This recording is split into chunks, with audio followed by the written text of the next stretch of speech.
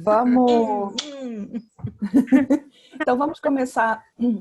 Acho que antes de apresentar a Karen, acho que eu queria que cada um falasse um pouquinho de si, o nome, de onde que está falando, só para a gente poder, só para a Karen também conhecer todo mundo antes de a gente começar a fazer um inquérito com ela, de quem ela é, de onde ela veio, o que ela vai nos contar, desse jeito que a gente é carioca, muito bravo.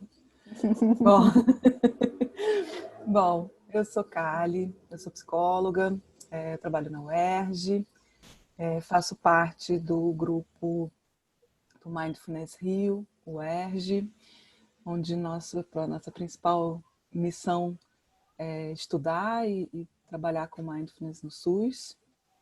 Fazemos em outros lugares também, mas o SUS é a nossa principal. Essa daqui é a Helena, num sábado de manhã.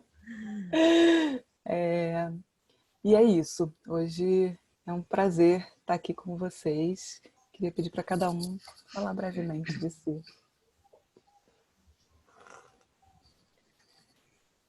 Quem se anima? O que eu fale? Pode falar, Inês. Obrigada. Oi, bom dia. Eu sou Inês, eu moro no Rio. Sou psicóloga também. Trabalho no Instituto do Cérebro, no Centro de Epilepsia. E tenho consultório particular. Estou iniciando um consultório particular. Não consegui fazer nem... fiz um grupo de Mindfulness, de MBCT. Mas... só aquele grupo piloto. Mas eu confesso para vocês, eu não estou conseguindo fazer a coisa fora do SUS, sabe? Fora de dar, né? Da coisa de doar. Então, como a Karen já sabe, eu tenho muita vontade de começar a fazer lá no Instituto do Cérebro. Até já me deram, né? Pode fazer. Só que com essa pandemia, a coisa está complicada. Então, assim, se alguém tem alguma experiência com epilepsia, eu queria poder fazer online, né, com alguns dos pacientes, mas alguns deles podem não ter uma boa conexão com a internet, a tal da dificuldade de fazer grupo ou fazer algum atendimento online pela internet com pessoas que têm dificuldade de acesso ou um celular só. Então esse é o meu projeto, mas não sei se vai sair ainda nessa pandemia. É isso, prazer estar aqui. Primeira vez, Kali. Sei, que bom te ver aqui, fico muito feliz. Para mim, online é mais fácil, porque eu não tenho carro, eu ia até o UERJ no sábado, né? Eu ficava mais... gente tem descoberto que está sendo mais fácil para muitas pessoas. Não tem jeito, a gente vai descobrindo benefícios, facilidades no meio das dificuldades, né? Irei participar. Obrigada, gente. Então, acho que eu vou pegar esse gancho da Inês, né? Eu já falei um pouquinho, dizer, Kali acabou falando um pouquinho do que eu ando fazendo por aqui, né? Que eu tô aqui, para quem chegou depois, eu tô no Azerbaijão, trabalhando, eu nem falei meu nome, né? Joana, desculpe. Trabalhando pela Cruz Vermelha, sou psiquiatra, fiz já os grupos de Mindfulness na Rocinha, onde eu trabalhei por 9 anos. E aí, no último tiroteio que atingiu a Clínica da Família do Maria do Socorro e o CAPS lá, eu falei, não, gente, tem que fazer alguma coisa. Aí voltei a fazer a terapia comunitária online, dessa vez online, para o pessoal da Rocinha. E aí, num determinado momento, a gente agora tem feito mais no final, a gente encerra com exercício de mindfulness e autocompaixão. E super dá certo. Assim, eu também fiquei com esse receio, né, de que as pessoas teriam problema com conexão e tudo mais. Então, o que a gente fez? A gente abriu um grupo de WhatsApp e aí manda o link do Zoom. A gente também experimentou o Google Meet e o pessoal está preferindo o Zoom. E a maioria das pessoas conseguiu, no início, com alguma dificuldade e tal, mas foram pegando a manha e está bem tranquilo. Um ou outro que tem alguma dificuldade maior, mas, em geral, estão fazendo tranquilamente. Que bom. Então, está sendo bem interessante. Vou saber. Vou tirar meu som, desativar aqui. E é isso. Legal, Joana. Acho que você esqueceu de falar seu nome, porque você já está em casa mesmo, né? Pois é, exatamente. O Bruno está aqui dizendo que ele não está conseguindo falar, mas que ele faz medicina em Jataí, mora em Brasília. Faz parte de outro projeto de meditação e mindfulness, o projeto Breathe, e tem gravado uma série de meditações e ajudado os acadêmicos do curso e de fora também a manter a saúde mental na quarentena. Inclusive a Débora, nossa querida parceira, gravou meditação em parceria e em Brasília está um caos, mas ainda tem uma galera achando que é brincadeira. Até o governador querendo reabrir escolas já em agosto.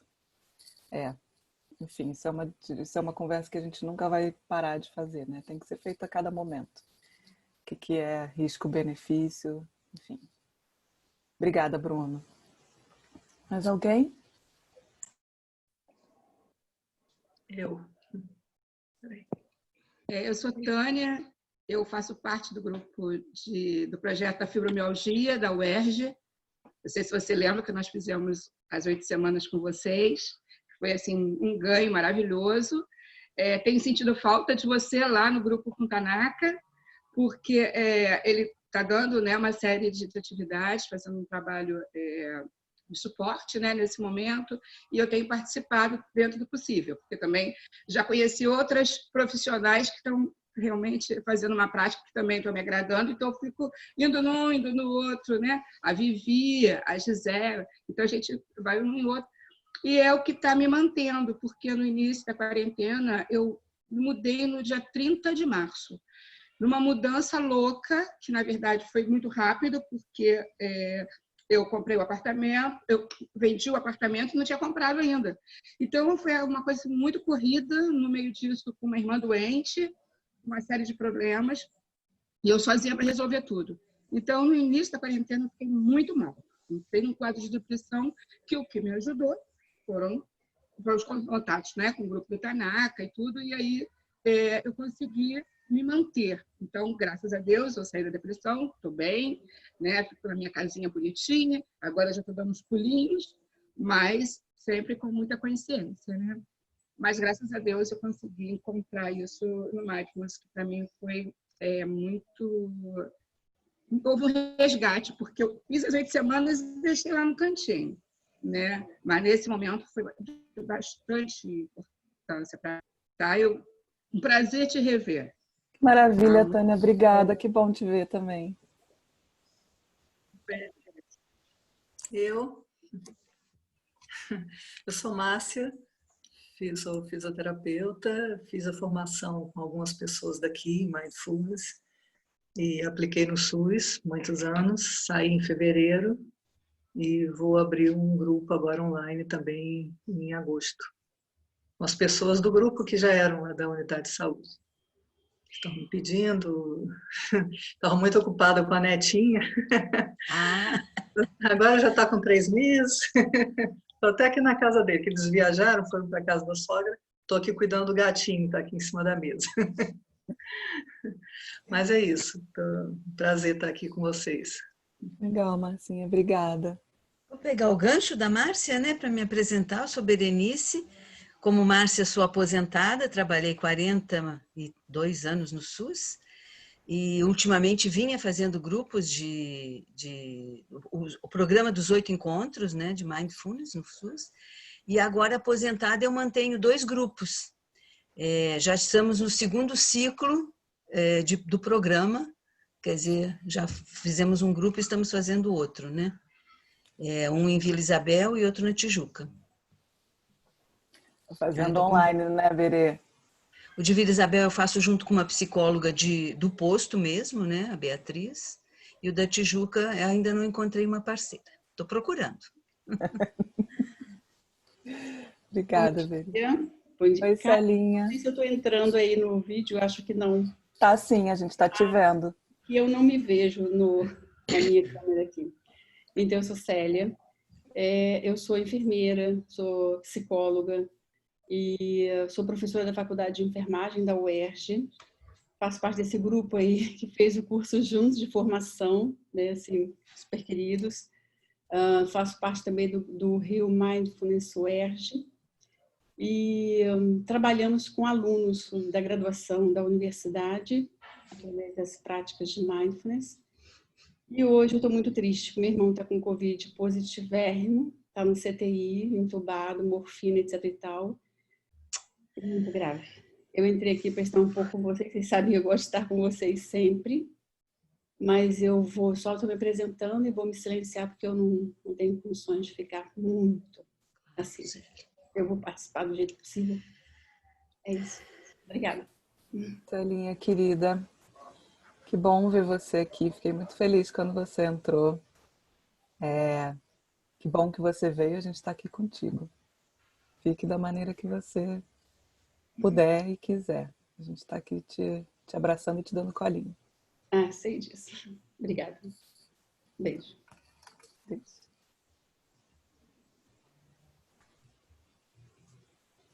Oi. Oi, Vivian. Oi. Posso falar? Ficou tudo preto aqui agora. Vocês estão me vendo? Estamos, pode falar. Estamos. Ah, agora voltou. Então, eu sou Vivian, sou psicóloga aqui do Rio de Janeiro também. Fiz parte dessa formação com gente tão querida. Estou meio emocionada agora, ainda mais depois da Celinha falar.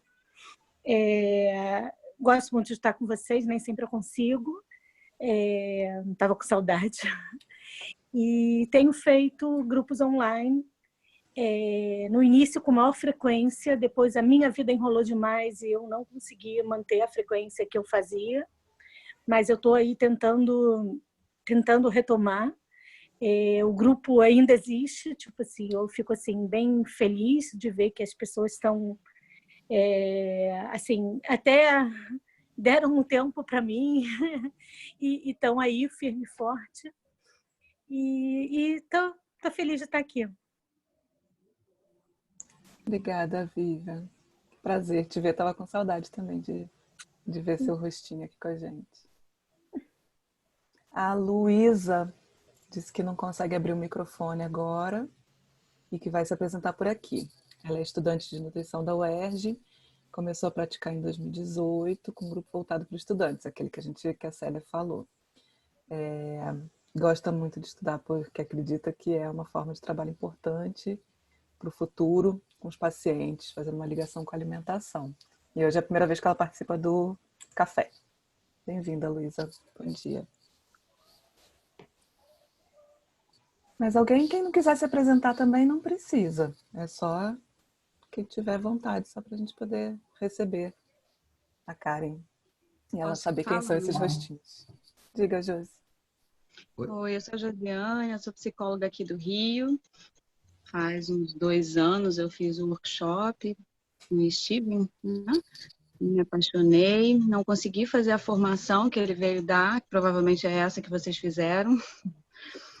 E, enfim, tenho estudado assim, através dos livros, Mindfulness, e comecei a aplicar em pacientes, eu trabalho em oncologia, nos pacientes da sala de espera de quimioterapia. Online eu não me vejo ainda com condições de conduzir nada, mas como eles estão lá, né, respeitando lá o espaço de distanciamento e tudo, e eles precisam tratar, eu estou fazendo e a experiência é muito, muito rica e, enfim, é apaixonante, né? Um vício agora. É a única coisa que me interessa nesse momento. É isso. Oi, Josi. Obrigada. Essa formação que a gente está falando é a formação do MBHP, ou de promoção de saúde, que é um protocolo que foi desenvolvido pela Unifesp. A Karen é também professora da formação e isso foi uma parceria da UERJ com a Unifesp, que fez a formação dentro do projeto do MeditaSUS de profissionais que trabalhassem na atenção primária no Rio para poder estudar o Mindfulness na atenção primária. A formação que o Steven veio dar naquele ano foi do MBSR, que foi lá em São Paulo. Mas a Karen, eu te falei que a Unifesp, que é o Mente Aberta, está fazendo algumas formações online, inclusive. Karen depois pode dar esses bizus, né, Karen? Super interessa. Mas obrigada, Josi. Sidney ia falar? Oi, bom dia a todas. Eu sou Sidney, psicólogo, eu moro aqui em Macaé. Macaé é uma cidade que tem praia, tem serra, em torno de 250 mil habitantes, uma cidade bem agradável. Eu trabalho aqui no SUS em 3 programas, e nos 3 eu uso Mindfulness. Eu trabalho no programa no ambulatório de obesidade, que é com pessoas que têm IMC acima de 40. Então, eu trabalho com elas. Eu trabalho também num centro de reabilitação, onde tem pacientes oncológicos também. Aí, junto com a fisioterapeuta, eu faço um grupo em que ela faz uns exercícios e tal, e eu entro com as meditações, né?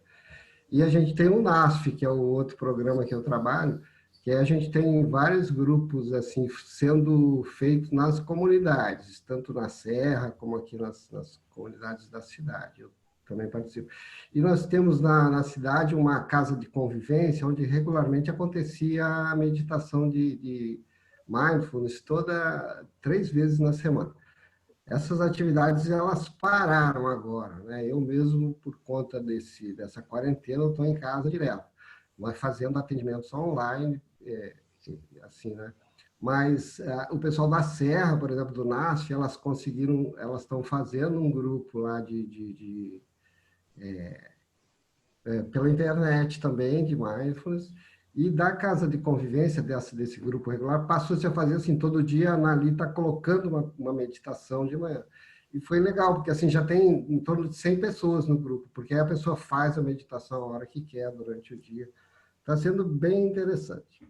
E eu aproveitei a minha quarentena para fazer esse programa comigo, né? Então está sendo fantástico, porque os exercícios, as coisas que ele propõe, nossa, eu achei um barato. Esse livro é o máximo, né? Então, para mim está sendo assim, olha, foi o que está me salvando nessa quarentena, porque é como você lidar com coisas, aceitar, né, as coisas dessa forma, eu achei mal barato, estou curtindo muito. Muito legal, É um Sidney. prazer estar aqui com vocês. Obrigada. Mais alguém?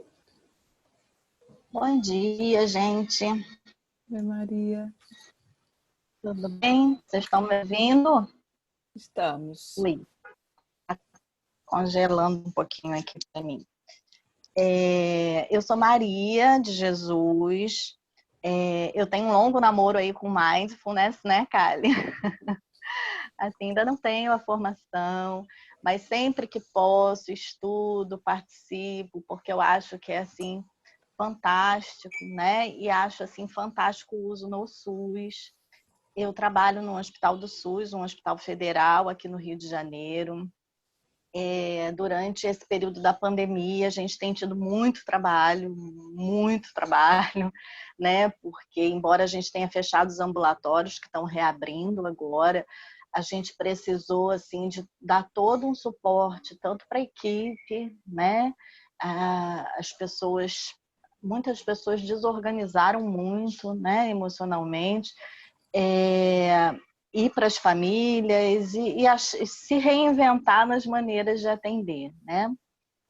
Muitas vezes a gente fez uso e faz uso, né, de ferramentas de meditação, das coisas que a gente vem aprendendo com Mindfulness, né? Mas como eu não tenho a formação, não me autorizo a fazer um grupo de Mindfulness. Mas terei. E assim, gosto demais desses encontros. Sempre que eu podia, eu ia na UERJ. E achei assim maravilhosa a ideia de estar aqui junto com vocês hoje. Obrigada. Bom, acho que podemos, Karen. Agora contigo, por favor. Muito bem. Então, vamos lá. Então, bom dia. É um prazer estar aqui. Muito bom ouvir, conhecê-los, né? Estou surpresa quantas pessoas aí interessadas e que trabalham já com Mindfulness num lugar de uma forma tão bacana, tão interessante. Admito que eu estou bem curiosa para ouvi-los falar aí do trabalho de vocês, porque a gente faz um trabalho parecido aqui em São Paulo, no Mente Aberta, e na pandemia é realmente positivo trocar aí experiências nesse sentido. Gostaria realmente de ouvir vocês, porque a gente também está aí nessa batalha para continuar os nossos grupos sociais, que a gente chama, que são os grupos que a gente faz com a população do SUS. que a gente faz na Unifesp, a gente fazia na unidade da Unifesp, mas agora a gente não tem mais essa possibilidade, e aí a gente está aí lutando para conseguir fazer. Então, estou feliz aí que a gente está tendo essa conversa e ouvir aí a experiência de vocês. Me apresento, né, Karen? Também. Sim. Bom, eu sou a Karen, eu sou de São Paulo, sou eu acho que uma das poucas que não é aí do Rio, tô com inveja. Enfim, sou psicóloga também, como muitos dos colegas. Trabalho com mindfulness aqui em São Paulo, além do consultório particular, né? Eu também trabalho com grupos e eu trabalho no Mente Aberta, que é o Centro de Mindfulness da Universidade Federal de São Paulo, da Unifesp. E no Mente Aberta eu tenho algumas funções, na verdade, como todos nós, né? Eu sou coordenadora da formação aí do MBCT aqui no Brasil, na nossa parceria com a universidade, com o Centro de Mindfulness da Universidade de Oxford. Então a gente trouxe o MBCT aqui para o Brasil através dessa parceria. E eu também sou professora dessa formação. E hoje eu vou falar sobre o protocolo, inclusive, vou falar sobre o MBCT. E eu também sou pesquisadora lá. Eu fiz meu mestrado investigando os efeitos do mindfulness nas funções neuropsicológicas, tenho especialização em neuropsicologia. E agora estou começando o doutorado investigando o MBCT para depressão. E é isso, eu também tenho formação no MBHP, eu dou aula no formação do MBHP, e aí mais para frente eu posso falar um pouquinho sobre as possíveis formações, né? Uma pessoa perguntou aqui, a Joana, parece, então eu posso falar um pouquinho sobre isso. E é isso, eu sou, na verdade, eu acho que mais uma das pessoas que experimentaram mindfulness na vida delas e que foi de alguma forma transformador, e por isso que eu fui trabalhar com isso. Eu acho que boa parte dos mindfulneiros, eu não conheço nenhum, na verdade, que não tenha ido trabalhar com mindfulness porque experimentou isso na própria vida. Essa é a verdade. E eu acho que talvez esse seja o jeito certo da gente fazer isso. Da gente realmente experimentar, incorporar e a partir desse sentido que a gente vê na nossa vida, a gente trabalhar com isso. Então esse foi o meu caminho. Foi assim que eu comecei a ir atrás do mindfulness e fazer mestrado, doutorado e formações, etc. Muito bem. E aí, começamos? Eu fiz alguns slidezinhos para a gente discutir um pouquinho sobre isso. E eu resolvi, na verdade, eu falei com a Débora que me mandou mensagem para fazer esse convite. E ela falou, olha, é muito leve. Ela falou, a gente é bem informal. Então, eu resolvi fazer uma coisa um pouco mais informal mesmo. Resolvi falar aí do MBCT e das aplicações dele, meio contando a história dele. Porque esse programa, ele foi pensado detalhadamente para a função dele, para o funcionamento e aplicação dele. Então, eu acho que é uma forma muito útil da gente entender a aplicabilidade do programa quando a gente entende como ele foi desenvolvido, como ele foi pensado. Então, foi mais ou menos isso que eu pensei. Diga, Ali, você quer me dar alguma questão? Não, eu ia te dizer que eu acho que é ótimo. E como você percebeu, realmente nós somos bastante informais. Eu tô me sentindo em casa, a verdade é. A gente só não se sente mais em casa porque não pode abraçar, mas assim, tirando isso. Mas dá pra gente bater um papo leve e gostoso. Eu consigo compartilhar minha tela aqui? Eu acho que sim, né? Consegue, já tá liberado. Muito bem. Então, hoje a gente vai falar desse programa, eu vou falar, o nome dele é MBCT, né, a sigla, mas vem de Mindfulness Based Cognitive Therapy, que é terapia cognitiva baseada em mindfulness, certo? Mas antes da gente começar, eu sugiro que vocês peguem vossos cafés, que nem eu já peguei o meu, já que estamos no café com atenção plena, que a gente tome um golinho e que a gente faça uma aterrissagem antes da gente começar. Pode ser, Kali? O que você acha? E aí eu vou sugerir que a gente faça uma prática, que é uma prática que surgiu aí no MBCT, que é conhecida como prática dos 3 passos, ou espaço respiratório em 3 passos. Muita gente conhece ela, nem sabe que surgiu nesse programa. Então, é uma prática breve, bem estruturada, e que eu vou falar um pouquinho dela daqui a pouquinho. Então, se vocês puderem aí encontrar a posição de vocês, se sentando aí numa posição confortável.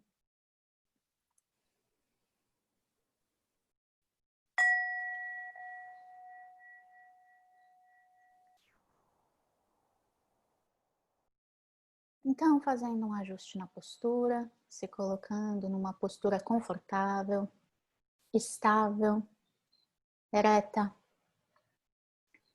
Numa postura que marque a intenção de estarmos aqui presentes. E no primeiro passo, o convite é se abrir para a experiência nesse momento. É reconhecer o que está aqui presente agora, sem intenção de mudar nada, de consertar nada, apenas reconhecendo, notando os pensamentos que talvez estejam passando pela mente agora.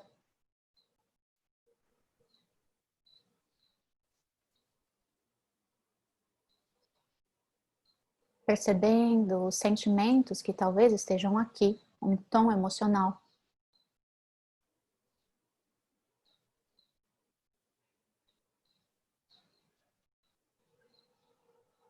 E percebendo também as sensações pelo corpo agora.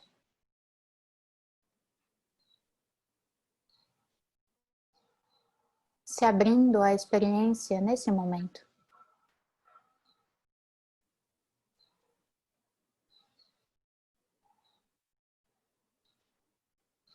E agora que já temos uma noção de qual é a nossa experiência, passando ao segundo passo, levando a atenção às sensações da respiração acontecendo.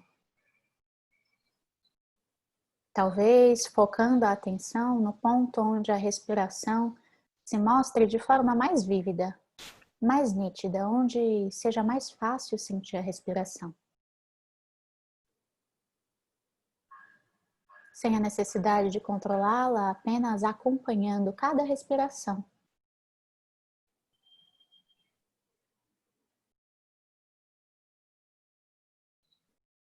Notando o ar entrando e saindo do corpo, de momento a momento.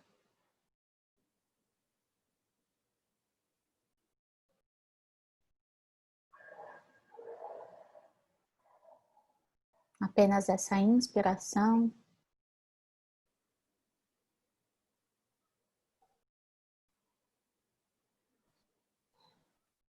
Apenas essa expiração.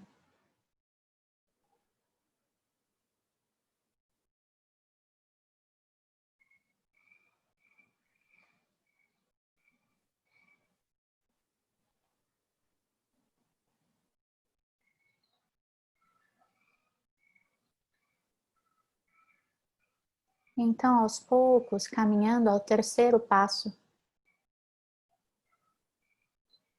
expandindo o foco da atenção em volta dos movimentos da respiração, de forma que inclua o corpo como um todo, sentado aqui respirando.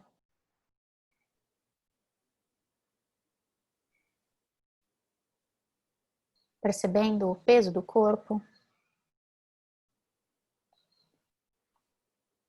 o espaço que o corpo ocupa, notando os limites do corpo feitos pela pele.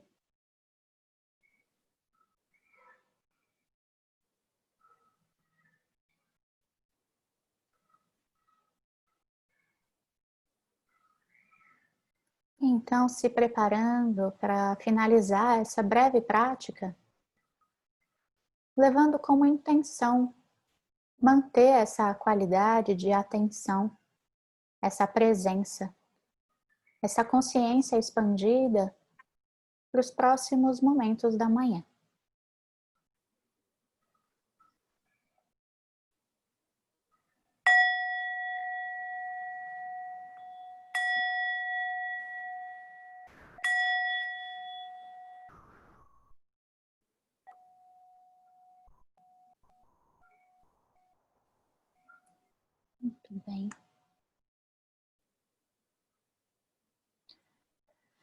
Agora sim, chegamos talvez mais presentes. Então vamos começar, vamos falar um pouquinho sobre a história. Eu acho que a melhor forma de conhecer o MBCT é entendendo como que ele foi desenvolvido e por que ele foi desenvolvido. Então, antes da gente falar de fato do programa do MBCT, a gente vai falar do contexto onde ele nasceu. Até hoje, esses são dados bem atuais, quer dizer, os mais atuais possíveis, divulgados pela Organização Mundial de Saúde, sobre a altíssima prevalência da depressão no mundo, né? Ela é a maior causa de afastamento, segundo a OMS, é uma doença muito debilitante, e em 2015 a estimativa era que mais de 300 milhões de pessoas vivessem com depressão no mundo. Com certeza, depois da pandemia, esse número aumentou. Isso significa 4,4% da população mundial, um número muito alto, é muita gente. E esse número aumentou muito, quase 18,5%, quase 18,4% desde 2005 a 2015. E está aumentando, né? E quando o MBCT, né, além disso, na verdade, o que acontece? Essa é uma doença recorrente, a depressão. Então, uma pessoa que teve um primeiro episódio, ela tem 50% de chance de ter mais um episódio. Além disso, uma pessoa que teve 2 ou mais episódios chega a ter 80% de chance de ter mais um episódio, né? Quantos mais episódios depressivos uma pessoa tem, mais chance de ter outros episódios ela vai ter. E por que isso é importante? Porque lá atrás, quando o MBCT começou a ser desenvolvido nos anos 80 e 90, já existia tratamento eficaz para tirar uma pessoa de um episódio. No entanto, a prevalência da depressão ainda era muito alta. Por quê? Porque as pessoas tinham recaídas e recorrências. E naquele tempo, lá atrás, ali entre os anos 50, 80 e 90, isso não era tão claro, porque as pesquisas não tinham algo que a gente chama de follow-up, que é a continuidade do acompanhamento com as pessoas que fizeram as pesquisas. Então, eles viram que tinha eficácia, a pessoa saía do episódio, mas como não tinham acompanhamento dessa pessoa a longo prazo, eles não viam, eles não sabiam que a pessoa tinha recaída, não era tão claro. E depois viu-se, começou a ver isso, né, na época do começo aí do desenvolvimento do MBCT, começou a se notar que as pessoas recaíam. Então, tinha-se um novo problema, a gente tem que começar a prevenir que as pessoas tenham novos episódios de depressão, certo? E é assim que começou a história do programa. Então, o Zindel Segal, que é um dos autores do MBCT, ele foi convidado, ele é terapeuta cognitivo-comportamental, um grande acadêmico, e ele foi convidado por uma instituição bem importante no Reino Unido a desenvolver um programa baseado na TCC para prevenção de recaída depressiva, certo? Para pessoas que, uma vez que elas tivessem já se recuperado de um primeiro episódio da depressão, que elas não tivessem outros novos episódios. E aí, ele já conhecia esses outros dois senhores, esses dois caras, naquela época já eram amigos, aí já se conheciam de congressos em Oxford, que é o Mark Williams e o John Tisdale. Talvez você já tenha escutado falar deles, que também eram apenas terapeutas cognitivos comportamentais. Nenhum deles era mindfulneiro, certo? E aí, vamos voltar um pouco. Esses três, todos seguiam a mesma abordagem, todos investigavam aí o comportamento, as psicopatologias, através das ciências cognitivas. E todos eles seguiam aqui esse senhor, que era o senhor Aaron Beck, que nos anos 60 desenvolveu a teoria dele, que era a TCC. E ele investigava a depressão e ele começou a perceber que tinham temas frequentes na depressão, certo? Enquanto aí outras abordagens entendiam que o pensamento, que era comum ali na depressão, era quase que como um sintoma de algo muito mais profundo, o Beck percebia que, na verdade, os pensamentos podiam estar aí associados sim à causa da depressão. Então, do ponto de vista dele, um pensamento não só podia causar uma depressão, mas se não causasse, se a depressão tivesse tido outra causa, o pensamento, a qualidade dos pensamentos de uma pessoa poderiam fazer a manutenção dessa depressão. Então, ele percebeu o quanto os pensamentos tinham um poder enorme em como as pessoas se sentiam, no estado de humor das pessoas, certo? Então, pensando nisso, né, lá atrás, nos anos 80, 90, eles pensaram, ok, então a gente vai fazer esse tratamento, obviamente, baseado na TCC, no tratamento que uma pessoa recebe quando ela está durante um episódio depressivo. Por quê? Porque naquela época, o que eles viam é que alguma coisa no tratamento da TCC tinha, sim, um efeito protetor de novos episódios, que o antidepressivo, por exemplo, não tinha. E algumas outras intervenções de saúde não tinham. Então, o que tem na TCC que pode ser aí protetor? E por que não só usar a TCC, então, já que a TCC já é tão eficaz, né? E aí eles pensaram, é muita gente, não tem terapeuta para todo mundo. É muito caro e um terapeuta não vai nem conseguir mais receber novos pacientes por causa disso. Então, o ideal seria que a gente descobrisse o que tem aí para que a gente possa aplicar nessas pessoas, mesmo que elas não tenham feito a TCC. Elas podem ter saído de um episódio através do antidepressivo, porque também é eficaz. E melhor, vamos fazer isso em grupo, porque a gente vai conseguir ajudar mais gente e vai ser mais barato. Então, como fazer isso? E aí, vieram as perguntas de como a gente vai montar esse tal desse programa. Uma das perguntas principais era, então, por que uma pessoa recai? Quais são os mecanismos que fazem uma pessoa que se curou de um episódio depressivo ter um novo episódio? Então, a gente precisa entender isso para desenvolver esse programa para que ele seja eficaz. E, além disso, quais são os mecanismos de ação que acontecem no tratamento da TCC que ajudam essas pessoas a não recaírem? Porque qual é esse mecanismo de proteção? E aí, baseados nessas perguntas, eles foram investigando. Eu vou resumir aqui muitos anos de investigação, tá? Porque várias teorias foram levantadas, foram pesquisadas e foram jogadas no lixo, porque eles viram que, putz, não é isso. Essa daqui era uma teoria muito significativa, por exemplo, dos pensamentos disfuncionais, não nem pensamentos disfuncionais, das atitudes disfuncionais, e na verdade caiu por terra. E aí, uma das coisas que depois de muitos anos estudando, que ficou clara que a vulnerabilidade à recaída depressiva está associada a um mecanismo que é quase que gravado no cérebro de uma pessoa que já teve um primeiro episódio. Então, uma pessoa que já teve um episódio é como se tivesse sido instalado um programa no HD dela, assim. E que depois que ela saiu desse episódio depressivo, é como se ficasse assim em algum lugar lá atrás. Não deu para apagar totalmente do cérebro dela esse programa. Esse programa se chama reatividade cognitiva, desculpa. O que é a reatividade cognitiva? É a tendência a reagir a pequenas mudanças de humor com grandes mudanças no pensamento negativo. Então, essa é a questão a ser abordada, uma das, para prevenir a recaída depressiva. Então, o que significa isso? Quando uma pessoa já teve um episódio de depressão, ela tinha aí um funcionamento, um padrão de pensamento associado àquele humor rebaixado do episódio depressivo, certo? E aí o que acontece? Ela saiu do episódio, ela tá bem. Mas aí o que acontece? Quando acontece uma queda de humor, acontece alguma coisa na vida dela, ela ficou chateada, foi para um lugar de um humor um pouco mais rebaixado, triste, os pensamentos que ela vai ter vão ser desproporcionais comparados a essa queda de humor. Então, vão ser grandes pensamentos negativos, catastróficos.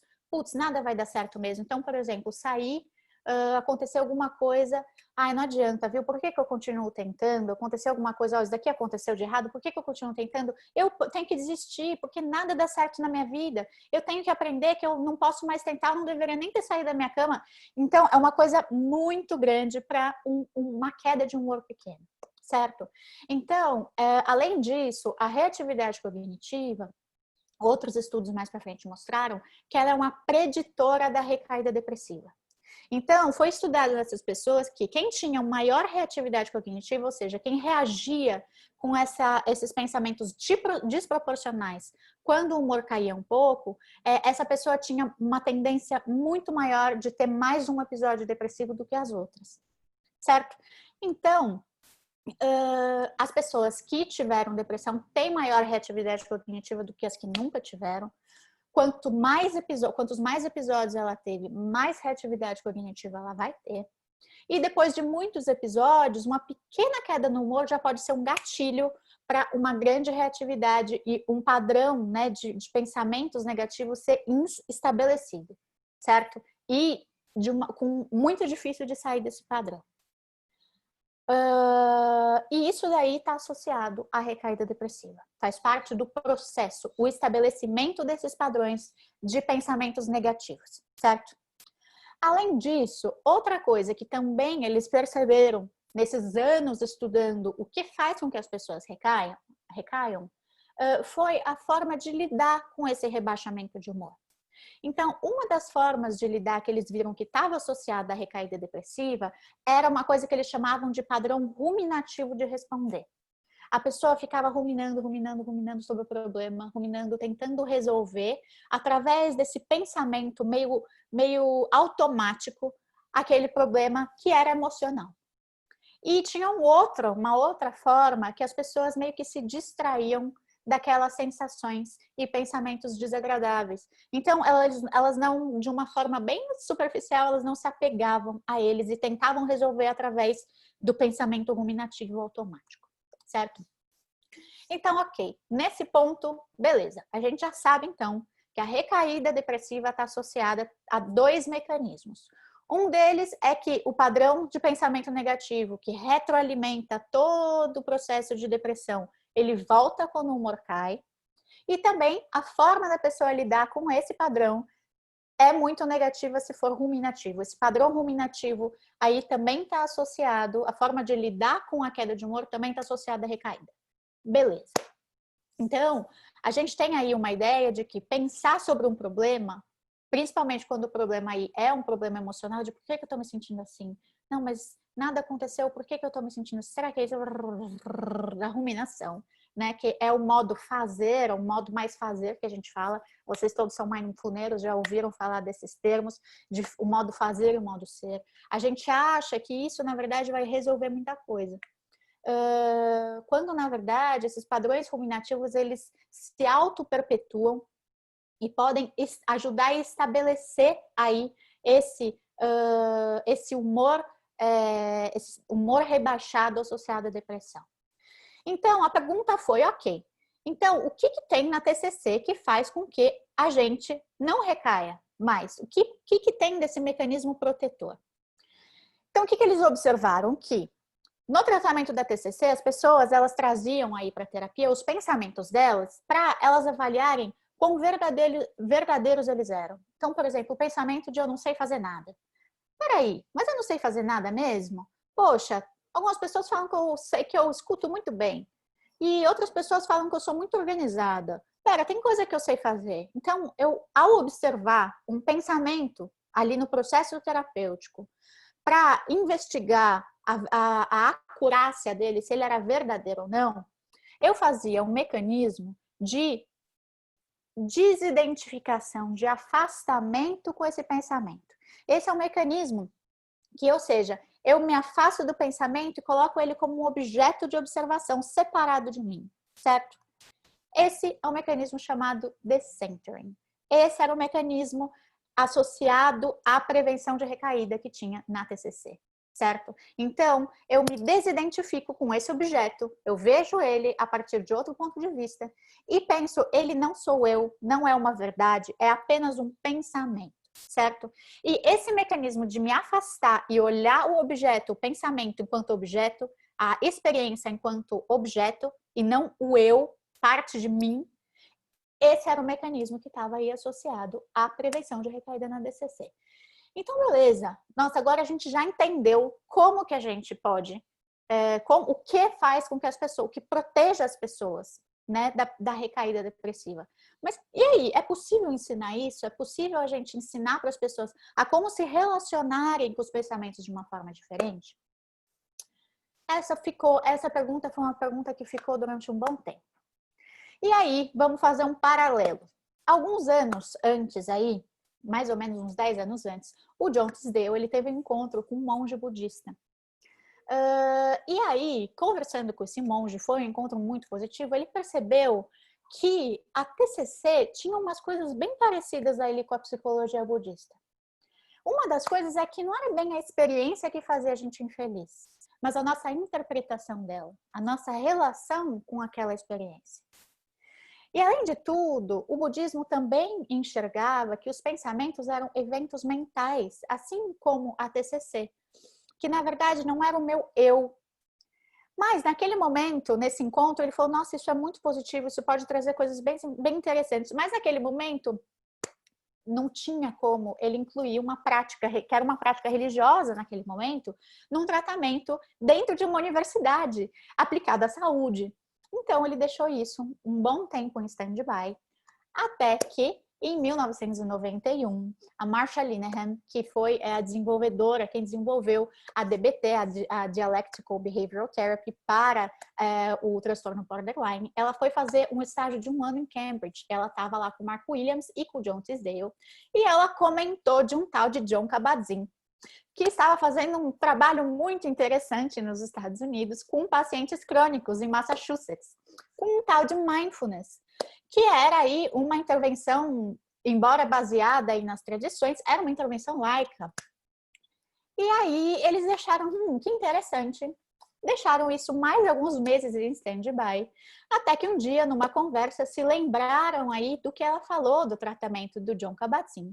E os três saíram ali, foram na primeira livraria, a mais perto da universidade, e cada um comprou sua cópia aí do Vivendo a Catástrofe Total, que é meio que uma bíblia aí, é o primeiro, um dos livros mais importantes do Jon Kabat-Zinn, que ele fala da experiência dele na clínica de estresse lá em Massachusetts.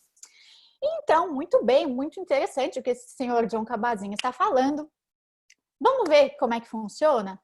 E aí, eles foram lá para os Estados Unidos pela primeira vez em 1993, conhecer de perto o que a clínica de estresse estava fazendo, como é que funcionava isso daí. Então, o que eles perceberam, né? A mensagem básica do programa do MBSR nesse momento foi que, ok, a nossa mente vive a maior parte do tempo em outro lugar, pensando no futuro, no passado. E, por causa disso, a gente perde o presente momento, a gente perde a vividez, a cor, o sabor da vida, por não estarmos no momento presente. Então, a ideia é que a gente esteja aqui no momento presente. Essa é a ideia principal do programa. Muito interessante. Mas, aí os instrutores lá da UMass, da clínica de estresse, falaram o seguinte, olha, gente, então tá bom, então vocês vão voltar lá para Toronto, para o Reino Unido, porque o Seagal era de Toronto. Então, vocês vão voltar. Agora que vocês vão trabalhar com mindfulness, vocês vão ter que ser praticantes de mindfulness. Vocês vão começar a prática pessoal. E aí eles falaram, olha, não sei, porque eu não vou aplicar o programa das 8 semanas do MBSR, só vou aplicar algumas técnicas no consultório com os pacientes individual. Não era bem assim, não precisava desse jeito praticar. E aí, ao longo do tempo, nesses próximos aí curtos anos depois desse primeiro encontro, eles perceberam que era muito eficaz para alguns pacientes. Nossa, funcionava muito bem a aplicação dessa técnica no consultório, só que para outros, pacientes que tinham aí, sofriam com dores emocionais mais intensas, não funcionava. E aí eles pensaram, talvez essa técnica de atenção não funcione com sentimentos mais difíceis. E aí eles voltaram para Massachusetts uma segunda vez para encontrar JKZ, como eles falam lá no Reino Unido, Jon Kabat-Zinn, para perceber o que acontecia. Como é que aconteciam os grupos? Vamos acompanhar mais aulas. E aí, vivenciando mais aulas, eles perceberam que a forma como os instrutores lidavam com as coisas, a forma como eles se aproximavam das experiências difíceis, era uma coisa muito significativa e muito importante. Porque, ao invés de mudar a experiência, eles querem a experiência difícil, ao invés de tentar mudar a experiência difícil, a ideia, na verdade, é se aproximar dela. Deixa eu ver como é que ela tá, deixa eu aceitar, deixa eu sustentar ela com essas atitudes mindful, até que uma hora ela vai embora, certo? Deixa eu me aproximar da dor, deixa eu me aproximar do desconforto. E além disso, eles notaram que os instrutores, eles ensinavam a partir do seu embodiment, a partir da prática pessoal. Então, entendendo que os alunos, eles aprendiam sobre mindfulness não só a partir da própria prática, né, deles estarem sentando, mas também da capacidade do instrutor incorporar aquelas atividades e lidar com o que surgia na aula dessa forma, incorporando essas atitudes, na verdade. Então, eles falaram, ok, agora a gente entendeu. Realmente, para a gente trabalhar com isso, para a gente ser instrutor, a gente precisa vivenciar isso. A gente precisa ensinar a partir da nossa experiência. Então, eles se comprometeram a iniciar a prática pessoal. E aí eles perceberam, além disso, que as pessoas que estavam lá na clínica de estresse, que elas não estavam aprendendo só um conjunto de habilidades para lidar com o estresse. Na verdade, elas estavam aprendendo a estar num estado mental que era particularmente útil e interessante para eles quando uma pessoa estava em perigo de recair, certo? Então, voltando à tal da recaída depressiva, que era o maior interesse deles, né? Como a gente já viu, ela está relacionada aí a um padrão de pensamento que é reativado, que é ligado e alimentado pelas ruminações mentais que estão associadas ao tal do modo fazer que a gente já conhece. E o que acontece? Quando ele não é reconhecido, quando a gente não tem consciência, né? Quando a gente não percebe essa ruminação acontecendo, a gente está no piloto automático, ela está acontecendo, ganhando força. Se a gente não alterar, não mudar desse estado mental, fazer para outro estado mental, isso pode nos levar a uma recaída depressiva. É isso que eles estavam entendendo. Então, qual é a tarefa? O que o programa tinha que fazer? O programa tinha que, em momentos de potencial recaída, reconhecer, ajudar as pessoas a reconhecer que elas estavam nesse estado mental de piloto automático, de ruminação, de pensamentos automáticos associados ao baixo humor, certo? Que se retroalimentam e levam para a recaída depressiva. A ideia era ensinar para elas habilidades que elas percebessem isso e se desengajar desse padrão mental e ir para outro padrão mental, certo? Que as protegesse da recaída depressiva. Mas como fazer isso? Bom, a gente pode pensar, eles pensavam, na verdade, que a gente podia entender esses padrões mentais como marchas de um carro. A gente não consegue engatar duas marchas ao mesmo tempo. A marcha mental do modo fazer é incompatível com a marcha mental do estado, do modo ser. Então, a ideia era levar o participante a reconhecer quando ele estava no piloto automático da ruminação e deliberadamente fazer uma escolha e mudar de marcha. Era isso que eles queriam fazer. Essa é a ideia. Então, o que melhor do que a prática de mindfulness para nos ajudar a mudar de marcha, do fazer para o modo ser, certo? E aí, estudando com o Jon Kabat-Zinn e procurando, entendendo mindfulness, né? Vamos lembrar da definição, uma das mais clássicas, que é a consciência, né? O modo ser, vamos lembrar, a consciência que emerge através de prestar atenção de propósito no presente momento, de forma não julgadora como as coisas são. Então, o mindfulness, ele se encaixava de uma forma quase que perfeita, para não dizer perfeita, na necessidade deles. O como ensinar esse tal do decentering para as pessoas e ajudarem elas a ganhar consciência do que está acontecendo na mente e perceber quando elas estavam no piloto automático, entrando num padrão ruminativo de pensamento que as levaria para uma recaída depressiva. Certo? Então, a ideia é que essa consciência dos padrões de pensamento, dos sentimentos, das sensações corporais, que caracterizam o padrão mental da recaída, é o primeiro passo essencial para reconhecer a necessidade de autocuidado. Então, ok, eu estou percebendo o que está acontecendo comigo, certo? Estou percebendo que tem um monte de padrão de pensamento ruminativo negativo. Estou percebendo que junto com eles veio uma sensação no corpo, com sentimentos muito difíceis, de raiva, de tristeza, de angústia. Percebo essas sensações no meu corpo, ok. Estou notando o que está aqui. Agora, como é que eu me cuido? Estou consciente, estou no modo ser agora. Estou consciente do que está aqui. Como que eu me cuido? Essa é a ideia. Então, foi desenvolvido o programa de uma forma muito diferente do que eles acharam que no começo ia ser desenvolvido. A ideia no começo era fazer um programa baseado na TCC. No final, né, o Zindel até fala que as primeiras anotações do que seria o programa são muito diferentes do que ele se tornou.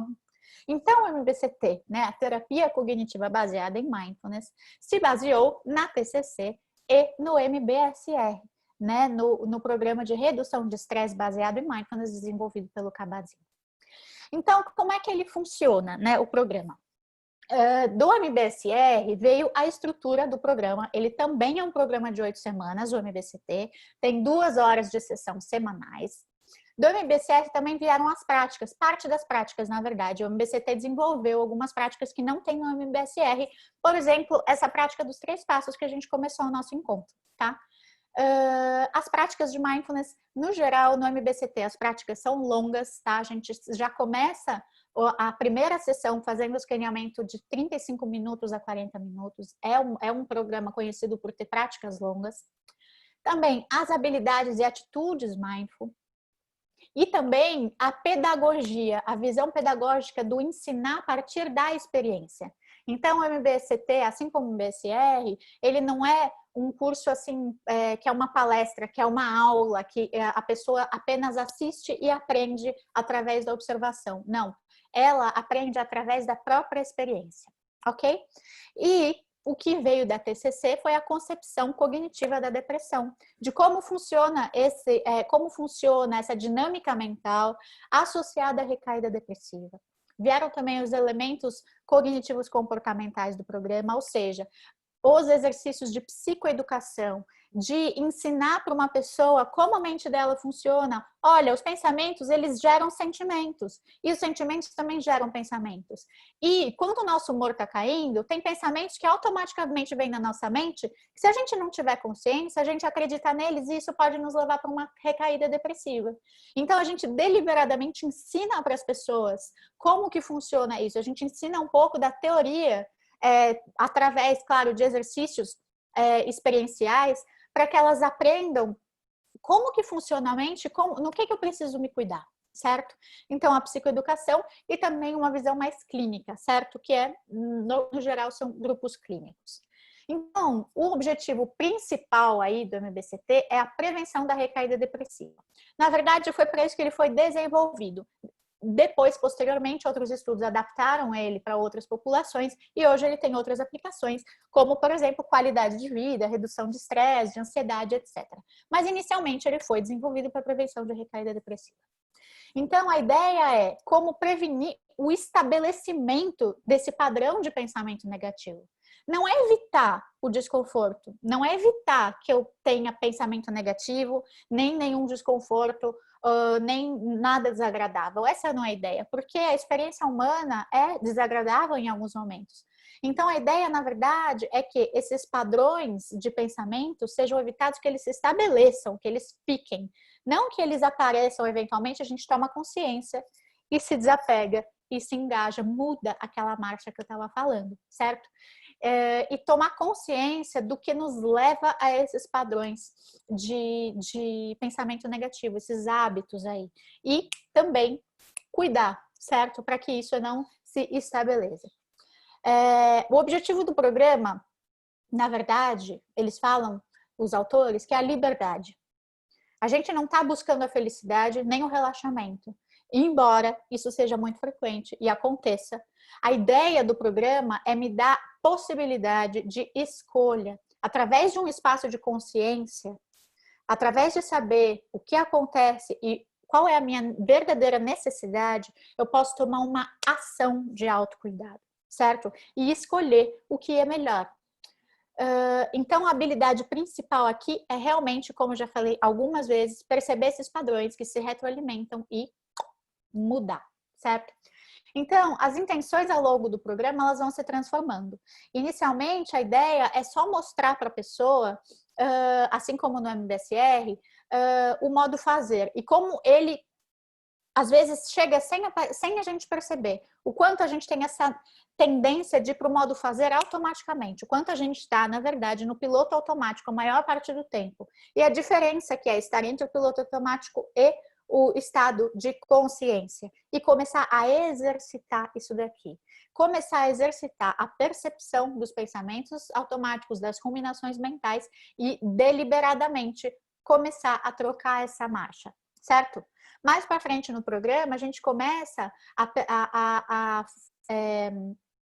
perceber o que nos leva mais facilmente para esse estado mental do piloto automático, que a gente começa a trabalhar o quanto a nossa aversão ao desconforto, a nossa aversão ao desagradável, é uma das coisas que nos faz querer nos distrair. E é, na verdade, uma forma de proteção que é muito inútil nesses casos, porque nos levam para um lugar de inconsciência, onde um processo vai retroalimentar aí alguns pensamentos que vão me levar para um lugar muito sombrio. Então, o quanto perceber o que me tira de um estado de consciência para um estado de piloto automático. E mais para frente no programa, mais para o final do programa, eu conhecendo muito bem como é que funcionam essas coisas, como que minha mente funciona, que tipo de pensamento está frequente, eu quero descobrir quais são os meus sinais de recaída, o que acontece comigo, quais padrões de comportamento, de pensamento surgem quando eu estou aí correndo o risco de recair, quando o meu humor está caindo. Então, tendo consciência de tudo isso, eu vou fazer um plano de ação para quando eu estiver eventualmente num lugar de que o meu humor está caindo, esses pensamentos aí estão começando a aparecer, o que eu vou fazer para cortar de imediato, assim que eu perceber, esse padrão novamente de se estabelecer e me colocar no risco de recair. Então, o MBCT, ele está associado à ação. Muita gente entende mindfulness como, erroneamente, como uma forma de se resignar. Aí a aceitação do desconforto, eu vou ficar aqui sentindo, sofrendo. Não, a ideia não é essa, na verdade, muito pelo contrário. A ideia é levar a consciência, aceitar, ok, o sentimento da raiva está aqui, a angústia está aqui. Ok, dado que está aqui, eu aceito que está aqui. Eu posso observar, ou eu posso notar que eu preciso tomar uma ação de autocuidado. Eu posso mudar isso. Não é ver pegando fogo e deixar pegando fogo. Não, está pegando fogo, ok, eu vou apagar o fogo. Uma das ideias é essa, eu estou percebendo que eu não estou bem. Eu vou tomar uma ação de autocuidado para melhorar o meu humor deliberadamente. Essa é a ideia, certo? Então, a principal habilidade aí é perceber esses padrões mentais e entrar aí, ter uma consciência, né? Essa coisa da metacognição, tomar consciência do mim mesmo, através de uma atitude autocompassiva. E então, deliberadamente, tomar uma atitude de autocuidado, ok? Então, a estrutura de práticas aí do programa, a gente tem algumas práticas formais, que vieram do MBSR, que são o escaneamento corporal, a prática sentada longa, movimentos com atenção plena, tanto em pé, que é uma prática nova do MBCT, quanto deitado, que é o Line Yoga, que veio do MBSR, e também uma prática nova que é explorando o difícil, na qual a gente deliberadamente traz uma dificuldade à mente, uma dificuldade leve, e a gente explora no nosso corpo, nos nossos sentimentos, como é que é estar com aquilo? Trazer essa atitude de gentileza e aceitação e uma atenção acolhedora para a experiência do difícil em mim, certo?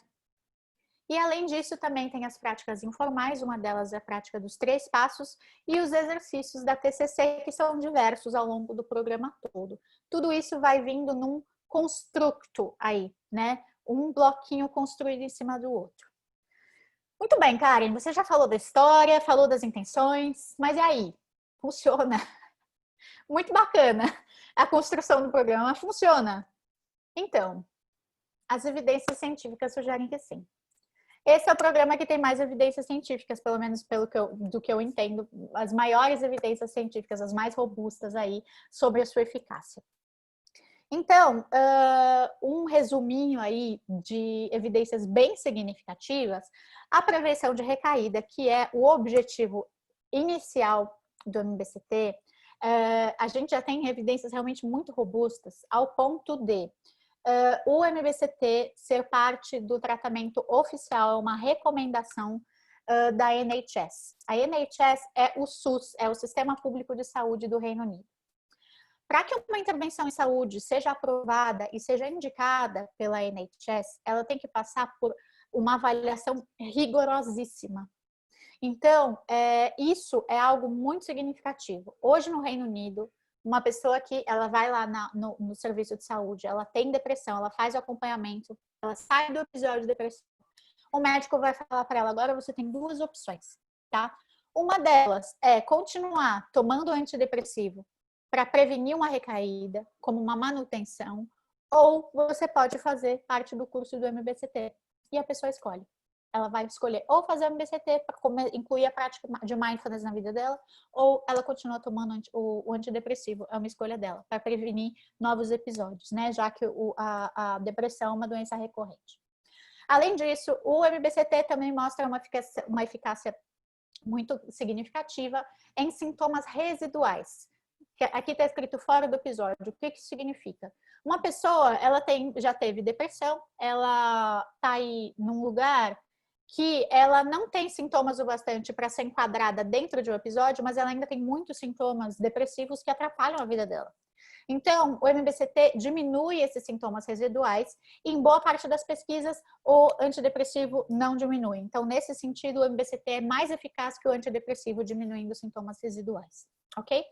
E também, inclusive, durante um episódio, o MBCT foi eficaz na diminuição de sintomas. Boa parte eu vou apresentar um estudo daqui a pouco, boa parte das pessoas, inclusive, diminuindo, tirando a pessoa do quadro do episódio, deixando ela num quadro de remissão de sintomas, certo? Além disso, o MBCT está associado à diminuição dessa ruminação e da preocupação, que também são aí a preocupação bastante associada a um quadro ansioso, que são aí mecanismos de ação, né? Alguns estudos mostram que a diminuição da ruminação está também associada à diminuição, né? O desfecho primário, que é a diminuição dos sintomas depressivos. A diminuição do estresse também é mais um dos efeitos. O MBCT também está sendo usado para isso, para quadros de estresse. E também hoje sendo usado para sintomas de ansiedade em algumas psicopatologias, tanto no transtorno de ansiedade generalizada, na ansiedade como comorbidade do episódio depressivo e também na hipocondria, e também eu não escrevi aqui, mas na ansiedade social. E também está associado a um bem-estar subjetivo, né? Em estudos aí com a população geral, que não é só numa população clínica, ele foi aplicado numa população não clínica e também trouxe aí benefícios de um bem-estar subjetivo. Ok, muito bom, hein? Muitos efeitos. Mas o MBCT é bom para tudo? Claro que não. Nada é. Assim como qualquer outra intervenção em saúde, o MBCT também tem limitações e contraindicações. Tá? Embora ele tenha aí uma comparação, ele tem aí uma porcentagem de efeitos adversos que a gente chama muito segura, comparável à psicoterapia, tá? Ele também não é bom para tudo, nem para todos, a todo tempo.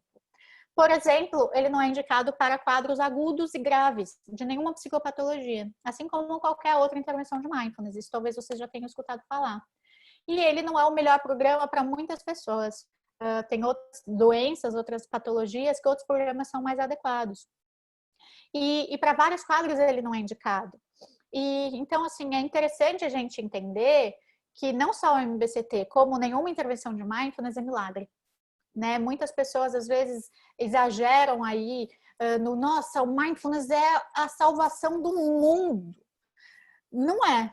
Né? Pode ser uma ferramenta muito, muito boa para ajudar muita gente a diminuir o seu sofrimento nesse mundo.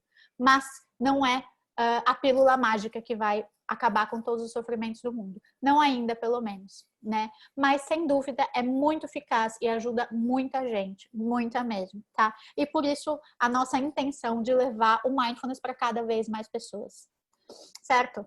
Então, eu estou só preocupada com o tempo. Kylie, eu vou passar mais rapidinho nos estudos, só porque eu coloquei meu cronômetro aqui, só para não perder muito tempo com o tempo de vocês, eu só estou preocupada com isso. Então, alguns exemplos, tá? De alguns estudos aí, para a gente entender de onde que eu tirei tudo aquilo. Só alguns exemplos de alguns estudos são bem significativos.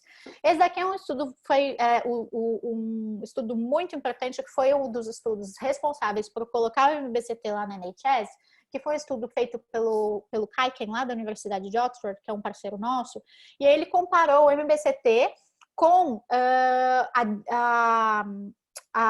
o uso do antidepressivo para prevenção de recaída.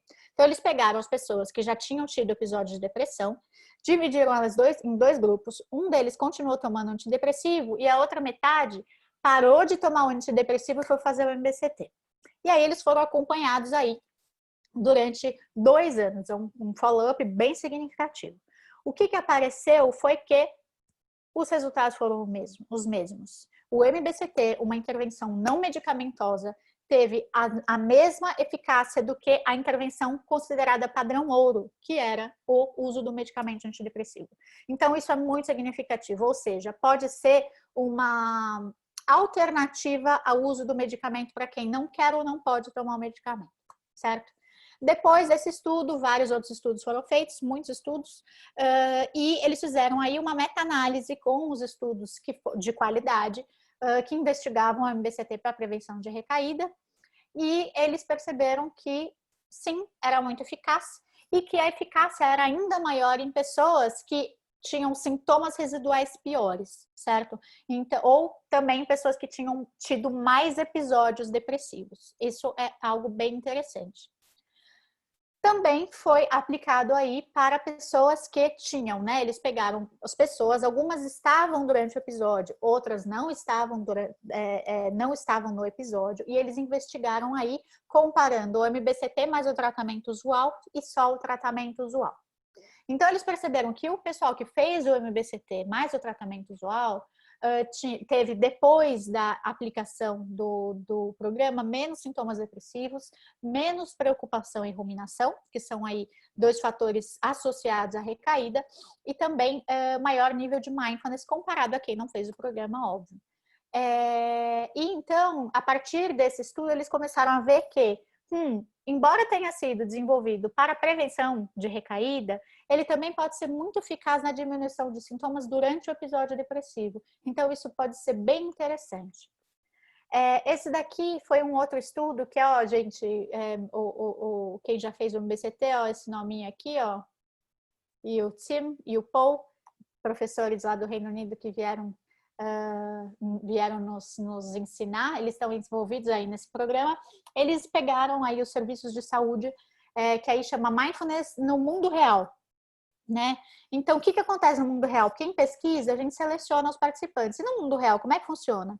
E aí, aqui, eles mostraram que também era eficaz no mundo real. As pessoas chegam aí no mundo real não só em remissão, elas chegam durante o episódio.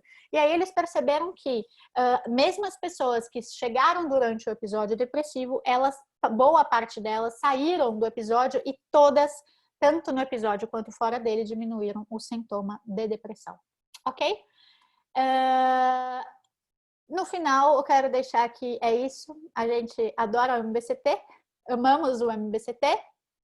É uma intervenção que pode ser muito útil, principalmente nesse momento onde a saúde mental está aí num momento de grande delicadeza do meu ponto de vista. Se ele já era necessário lá atrás, quando ele foi desenvolvido, agora ele é ainda mais necessário. Então, realmente pode ser uma ferramenta muito, muito importante para o nosso cuidado, não só de pessoas que têm um diagnóstico de algum transtorno mental, mas inclusive para nós, seres humaninhos, que não temos nenhum diagnóstico, mas também sofremos, né? O sofrimento não é exclusivo para quem tem um diagnóstico de depressão, de ansiedade, de transtorno bipolar, borderline, não. O sofrimento é inerente ao ser humano e uma prática dessas pode nos ajudar a lidar melhor com o sofrimento e a nos prevenir de sofrer ainda mais, certo? Então é isso que eu queria conversar com vocês. Muito obrigada pelo café. Foi muito gostoso. E é isso. Karen, que delícia escutar você falando. Eu já tinha lido, claro, a história, né? Porque, inclusive, isso faz parte da formação, conhecer a história. Mas escutar você contando a história traz muito mais concretude, muito mais realidade para isso, né? Assim, muito legal, muito, muito obrigada. E realmente faz muito, muito sentido daquilo que a gente encontra no dia a dia, na prática, e quando a gente está conversando com as pessoas sobre isso, né? Assim, e aí a gente por exemplo, quem fez o curso tem essa lembrança, mas tem uma sessão que eu acho que é muito transformadora, que é quando a gente fala dos pensamentos não são fatos, né? Assim, eu acho que essa é, acho que a terceira sessão, e assim, é muito, uma chave, né? Assim, quando você... eu acho que você tem toda a razão, Kali. Eu acho que o programa, na verdade, eu acho que ele é muito transformador. E o quanto no nosso dia a dia a gente não percebe esses pequenos sofrimentos pelos quais a gente passa, e os pensamentos não são fatos, quando a gente descobre que nem sempre o que a gente está pensando é uma verdade, tanto com relação às outras coisas quanto com relação a nós mesmos, isso é muito libertador. Porque realmente é só um pensamento automático, eu posso não acreditar nele, né? Então, acho que isso é muito de grande sabedoria e realmente muito transformador, no sentido de nos dar uma liberdade muito grande, né? Então, a gente faz aí, ao longo do programa, esses exercícios para deixar as pessoas, inclusive, a perceberem os próprios padrões delas, né? Então, por exemplo, tem gente que sai do programa pensando, gente, eu interpreto o mundo com um olhar muito crítico e negativo. Por exemplo, né, um dos exercícios que a gente faz é a gente perceber as nossas interpretações, que a gente acha, às vezes, que a gente reage a uma situação, mas, na verdade, a gente está reagindo à interpretação dela. Então, por exemplo, eu mandei uma mensagem lá para a Kali e a Kali não me respondeu por 4 horas. Eu até vi a Kali online, mas ela não me respondeu. Aí, olha, a Kali tá me ignorando, ela tá brava comigo, eu devo ter feito alguma coisa. Será que foi porque eu esqueci de responder aquele e-mail dela? Ai, meu Deus, a Kali me odeia. E aí, assim, a Kali, às vezes, estava num perrengue maluco no trabalho dela e ela só estava respondendo o chefe porque, assim, era um super problema que ela nem viu minha mensagem. Mas eu já estou interpretando que a Kali me odeia porque ela demorou um pouco para responder a mensagem. Então, essa consciência dessas interpretações que a gente faz do mundo, e que isso daqui eu posso pensar, nossa, nada a ver, só um pensamento, né? Eu não sei por que ela não respondeu, deixa eu esperar mais um pouco. E isso eu acho que é muito interessante, né?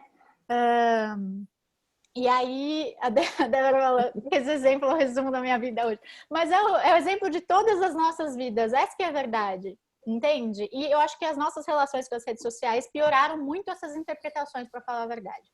Eu acho que a gente está vivendo um momento muito tóxico nesse sentido. Sim. Enfim. Já tem um tempo que, porque eu tive um paciente que era muito, muito ansioso e que sofria muito com a questão do WhatsApp, eu tirei a comprovação de leitura. Só que isso foi absolutamente transformador para a minha vida, né? Assim, com todas as pessoas e comigo, porque esse é um controle que a gente não precisa ter, porque ele não quer dizer nada. Pode ser que a pessoa tivesse fechado o WhatsApp naquela conversa, abriu para responder outra coisa sem querer, clicou e não leu, né? E aí a gente fica criando uma fantasia. Então, assim, isso foi absolutamente transformador e incrível, né? Assim, que potencial que tem o fato da pessoa não precisar ter controle de determinadas coisas. Ela simplesmente não tem acesso, isso não está disponível. A outra coisa que eu acho que é maravilhosa na psicoeducação, e aí o MBCT traz isso bastante, que é a gente entender o quanto que a gente vê o mundo pelo lado negativo, mas que isso tem a ver com a nossa sobrevivência, né? Assim, a gente também tentar não brigar com essa característica da nossa mente, né? A gente não brigar com esses pensamentos que são uma interpretação do mundo. Eles existem por um motivo, a gente só precisa ver se eles são baseados em evidências, né? Perfeito. É uma das coisas que a gente fala, né? Que assim, em algumas práticas a gente inclusive a gente fala assim, olha, provavelmente você vai perceber a tendência da mente de fazer isso, e tudo bem, a gente não quer desligar isso. Isso não está errado, é a tendência da mente. Mas vamos tentar uma outra coisa, vamos experimentar uma outra coisa. Né? Essa é a ideia. Então, inclusive, mindfulness fala sobre não julgamento e eu me percebo julgando tanto na minha experiência. Então é tomar consciência desse julgamento. Olha, julgando de novo. Olha esse padrão aqui de novo. tudo bem, deixa eu tentar de novo outra coisa. Essa é a ideia da coisa, né? E eu acho isso realmente muito, muito rico, muito maravilhoso nesse sentido, muito transformador mesmo, né? Eu acho também. É, muito bom. E Inês queria falar eu tinha alguma pensado coisa aqui. A Inês, diga, Inês. Aí não sei se é hora da gente conversar, da gente dividir experiência, não é não, né? É, Pode É? ser. A gente vai fazer uma prática ainda, não vai? Não, também. podemos. Não Tá, sei, pode? Tem tempo? Vocês decidem. Tem tempo. Tá, vou Mas falar diga, rápido Inês. em relação ao que a Karen acabou de falar e o que eu aprendi com a prática de Mindfulness e com o programa MBCT. A não reagir, mas agir, né? Quando algum evento acontece, alguma coisa acontece, você tenta reagir. Não, peraí. Pensa, repensa. Aconteceu um fato ontem que eu pensei, eu sabia que aquela pessoa tem problema mesmo, ela está bagunçando tudo na vida dela. Eu vi todas as histórias que eu conheço dessa pessoa, então ela agiu dessa maneira. Eu queria uma narrativa, uma história diante de um problema. Aí eu pensei, calma. Aí eu revi tudo, aí falei com outra pessoa e a pessoa me contou uma outra história do que estava acontecendo. Aí mudou tudo. Eu ia reagir, né? Critiquei a pessoa, pensei, eu ia reagir, falei, não, vamos rever a situação, ver o que é. E o Mindfulness me ensinou isso, né? Na minha vida pessoal, não só na prática profissional, mas na minha vida pessoal. De parar, pensar. Julguei tudo, mas eu parei, pensei e agi, não reagi. Foi bem legal. Muito legal, Inês. Muito legal. Obrigada por compartilhar, Inês. Eu acho que isso é muito rico, na verdade, e é de grande aprendizado e sabedoria para a gente entrar em contato, porque essa é a ideia mesmo, né? Inclusive, não só com as nossas experiências, mas na nossa vida mesmo, né? O quanto até o que eu penso, não só de mim, como do outro, é um evento mental e não necessariamente uma verdade, né? E o quanto eu não sei sobre o outro, o quanto a gente tomar essa consciência do eu não sei porque a Kali não me respondeu, eu não sei porque o outro está fazendo isso, essas escolhas, o quanto isso realmente não é libertador e me permite, inclusive, ter muito mais compaixão pelo outro, né? Uma das coisas que a gente começou fazendo a prática dos 3 passos, e nesse programa é uma prática muito importante, porque é uma prática que a gente vai convidar as pessoas a colocarem no dia a dia, ao longo do dia, várias vezes essa prática, para elas tomarem consciência do que está aqui agora. E identificar de imediato se tem algum desconforto, que atitude de autocuidado eu posso tomar caso haja algum desconforto. Porque como o público do programa, né, inicial pelo menos, tem aí um perigo, um risco grande de recair, caso vá para o piloto automático e não perceba aí essas coisas acontecendo, realmente, eu estou treinando o tempo inteiro, o que está acontecendo, como eu estou, do que eu preciso, né? E aí tomar uma ação, né, que é o que a Inês falou. E aí, a gente fala que a partir desse espaço de consciência, né, a gente tem, né, que a gente cria um espaço de consciência entre o estímulo e a resposta, a gente fala. E a partir desse espaço de consciência que eu vou tomar uma ação, eu vou responder ao invés de impulsivamente reagir. E um dos exemplos que eu acho que todo mundo pode se identificar assim, eu tô me sentindo angustiada. E aí, se eu estou me sentindo angustiada, eu posso imediatamente ir para um padrão antigo e muito conhecido meu que me faz me sentir bem, que é comer uma barra todinha de chocolate. Imediatamente me faz me sentir bem. Conheço. Comi impulsivamente. Mas o que acontece? A longo prazo, isso pode me fazer muito mal. Por quê? Se esse é o único mecanismo que me ajuda a me fazer me sentir melhor e lidar com a angústia, isso a longo prazo pode me fazer muito mal, porque isso pode ser uma dose de uísque. Isso pode ser uma outra droga. Isso pode ser qualquer outra coisa. Ficar inconscientemente olhando o telefone e perder a minha vida distraída. Ou, a partir do momento que eu faço essa prática, por exemplo, tomo consciência, ok, o que está acontecendo aqui comigo? Então, pensamentos, nada vai dar certo. Que sentimento está aqui? Angústia. Um aperto no peito, tá? Já sei o que está acontecendo comigo, angústia está aqui. Ok, eu vou respirar. Vim para o momento presente, estou aqui. Ok. A partir desse espaço de consciência, o que eu posso fazer? Eu vou escolher uma atividade, vou ter uma atitude de autocuidado, realmente de nutrição. Então, já que eu estou angustiada, acho que eu vou ligar para aquela minha amiga, eu vou ligar para a Kali lá no Rio, eu vou pedir um conselho para ela, a gente vai trocar uma ideia, eu vou desabafar. Eu vou dar uma volta com o meu cachorro, eu vou fazer uma prática de meditação longa, eu vou tomar uma atitude, e essa é uma das coisas que a gente discute no programa, sobre esses tipos de atividade nutridora. Eu vou fazer uma atividade que me faça bem, para aliviar, para me cuidar, com essa intenção de autocuidado. Então, por isso que esse espaço de consciência é tão importante, né? Mas agora eu vou parar de falar. O Sidney queria falar. Por favor, Sidney. Eu tenho feito os exercícios daquele manual prático, né? Sei. E, assim, eu queria até que você falasse um pouquinho mais sobre isso, porque, assim, o que mais me deu um choque, mas um choque transformador, foi lidar com a questão da aversão. Eu fiquei impressionado com aquilo e como a minha vida era mobilizada em função das aversões. Uma coisa que eu nunca tinha parado para pensar nisso. Que legal, Sidney. Obrigada por compartilhar. E essa é uma pergunta, eu acho, muito rica, na verdade, porque no programa isso é muito importante. A sessão 4, o nome dela, inclusive, é Reconhecendo a Aversão. E a próxima sessão depois dessa é Permitindo, Deixando que Seja. Então, a gente passa uma sessão inteira discutindo o quanto a gente reage, a gente tem aversão a qualquer desconforto. E às vezes não é nenhum desconforto muito grande. E a ideia é que a gente note o primeiro momento que a gente... Aí olha lá, eu me afastando desse desconforto. Olha lá, eu imediatamente me mexendo assim que eu senti um desconforto nas minhas costas, ao invés de perceber, pera, como é que é essa sensação? Deixa eu levar minha atenção para ela, deixa eu respirar nessa sensação de desconforto. Ok, a partir desse espaço de consciência, eu posso escolher me mexer ou não. Não, acho que é melhor para mim que eu me mexa, aí eu posso me mexer.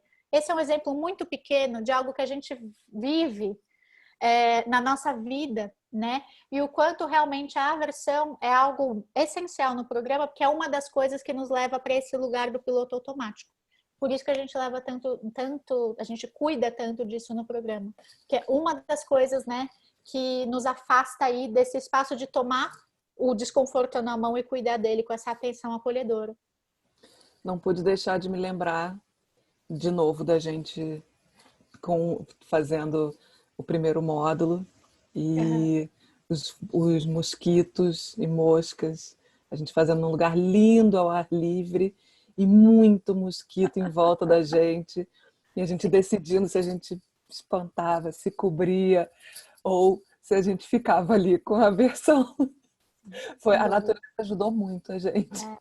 Sem dúvida. E assim, puxando um pouco para outro exemplo, essa coisa da aversão, eu vejo que é um mecanismo muito comum, e eu percebi isso a primeira vez em mim, e comecei a perceber nas outras pessoas também, essa facilidade de se distrair que a gente tem hoje, é uma facilidade muito grande. Porque a gente tem o smartphone, que a qualquer momento eu posso, sei lá, ir lá ver coisas na Rússia, né? E aí a rede social, que tem milhões de memes e coisa engraçada, e aí, enfim. E é uma distração muito grande, porque é muito estimulante, e o cérebro se interessa muito por isso. E por isso que a gente é viciado, né? Enquanto geração, né? E eu percebo que um dos mecanismos aí para lidar com a aversão, eu me senti um desconforto. Deixa eu me distrair. Ao invés de, deixa eu perceber o que eu tô aqui, do que eu preciso. Nossa, eu tô percebendo que eu preciso respirar um pouco, tô percebendo que eu preciso disso ou daquilo. E aí a gente vai imediatamente para a distração. E até tem um exercício no MBCT for Life, que às vezes a gente faz no MBCT, mas no veio do MBCT for Life, que é uma adaptação do MBCT para a população geral, que a gente vai também trazer para o Brasil um dia, que ele fala de uma coisa que é a vicious flower, que ele fala sobre o quanto para a gente lidar com um problema, a gente vai para um lugar, mas na verdade a gente volta para o problema. Que nem essa coisa da ruminação, de tentar pensar sobre o problema, e aí a gente fica pensando, e uma hora a gente vê, a gente já se perdeu na ruminação e só piorou o problema. Então a gente voltou para o problema ao invés de fato resolver. Tem uma filósofa que eu gosto que ela fala assim, olha, se você tem um problema, você para e deliberadamente pensa nele por 1 hora. Se ele não se resolveu em 1 hora, é porque a resposta dele não é através do pensamento. Ele Boa. não vai ser resolvido através do pensamento. E aí eu pensei, realmente, isso é totalmente MBCT. Ela é filósofa, nem conhece mindfulness, eu acho, mas eu achei de grande sabedoria. Maravilhoso. Você ia propor Muito uma bem. prática? Vamos fazer uma prática? Eu tinha programado. É a Maria, Lúcia Helena Galvão. Ela é uma brasileira. Talvez alguém já conheça, da Nova Acrópole. Eu adoro ela. Ela é uma pessoa bem legal. Tem aí umas palestras muito interessantes. Não conheço não, mas agora eu vou conhecer. Ela é bem legal. Eu gosto dela. E ela, Karen, ela fala assim do mindfulness. Ela fala do mindfulness? Ela fala do budismo, mas do mindfulness eu nunca vi ela falando. Bom saber. Já falou. Ah, legal. Bom saber, Janeira. Vou dar uma olhada. Tá bom. Muito bem. Então vamos lá fazer uma prática, né? Já que a gente está aqui, vamos fazer uma prática de respiração? Vamos. Antes da gente terminar o nosso encontro. Uma prática breve aí de uns 10 minutos. Então, encontrando aí uma postura.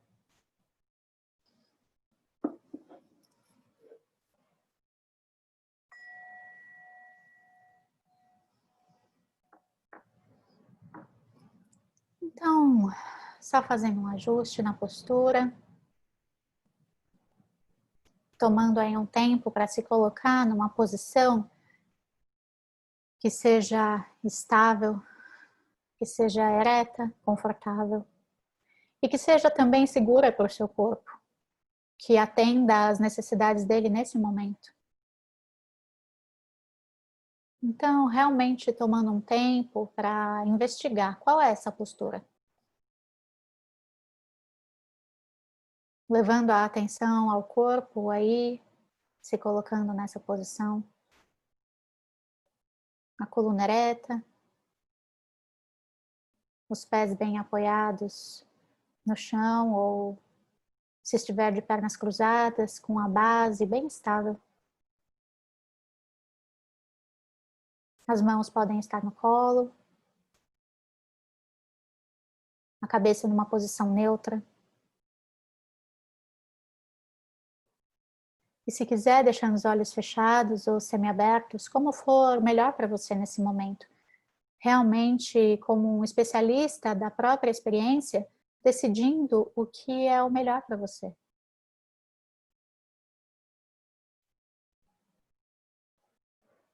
Então, percebendo o corpo como um todo aqui agora, nessa posição.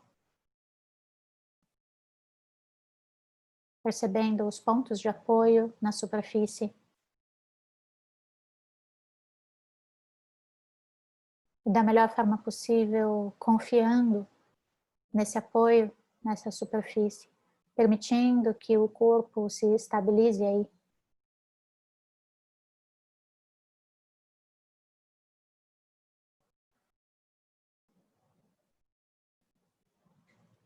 Aos poucos, levando a atenção à respiração.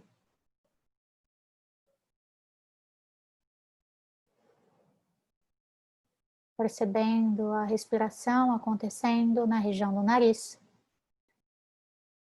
Notando o ar entrando um pouco mais fresco e saindo um pouco mais morno.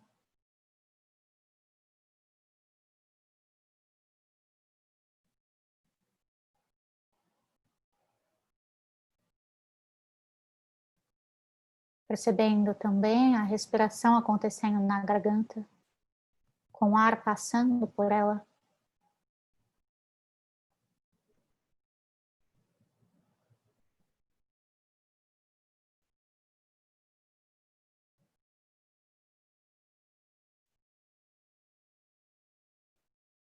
Notando a respiração acontecendo na região do peito, um movimento de inflar e desinflar a cada respiração.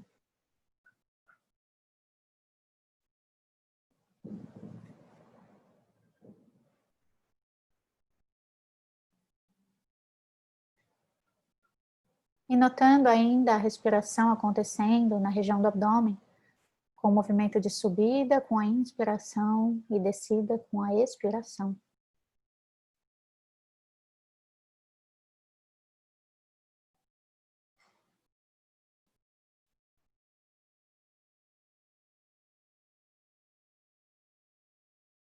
E então, escolhendo um desses pontos para focar a sua atenção.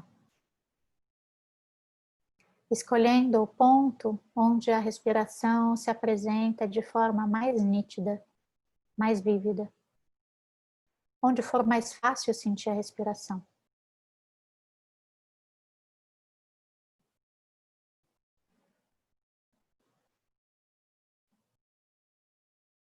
E sem a necessidade de controlar a respiração. E nem nada, em absoluto, que não seja o foco da atenção. Apenas repousando a atenção nesse ponto que você escolheu. E acompanhando cada inspiração e cada expiração.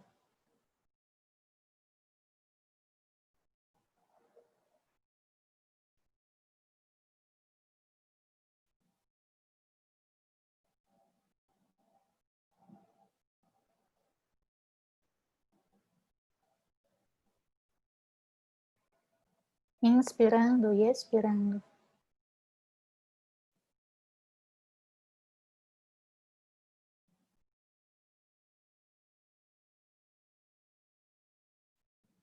E até aqui você já deve ter notado a sua mente distraída muitas vezes. A mente divagando, indo embora como um pensamento de diversas naturezas, uma preocupação, um planejamento, uma lembrança, uma fantasia, não importa. É essa a natureza da mente, pensar. Então, todas as vezes que perceber a mente divagando, apenas a convide de volta a repousar na respiração. Apenas trazendo a atenção à respiração com uma atitude de gentileza e de não julgamento. Tomando consciência de onde a mente foi. E retornando a esse momento, a essa respiração. Quantas vezes forem necessárias.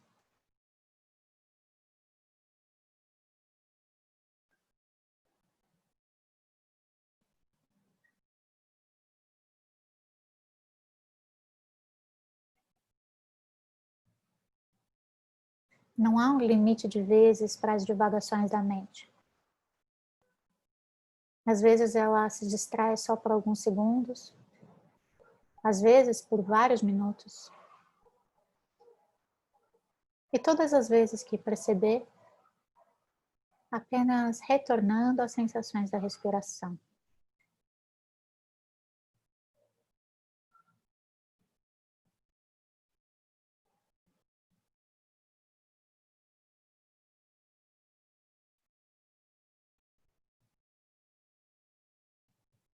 Se você quiser, nas próximas respirações, pode dar uma atenção especial às sensações da inspiração.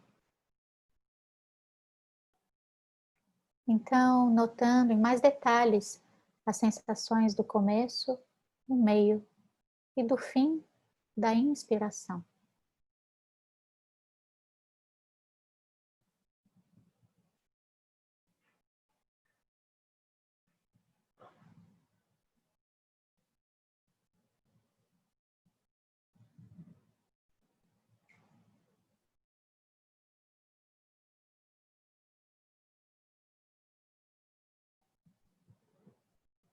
E talvez nas próximas respirações você queira dar uma atenção especial às sensações do ar saindo do corpo. Então, percebendo em mais detalhes o começo, o meio e o fim da expiração.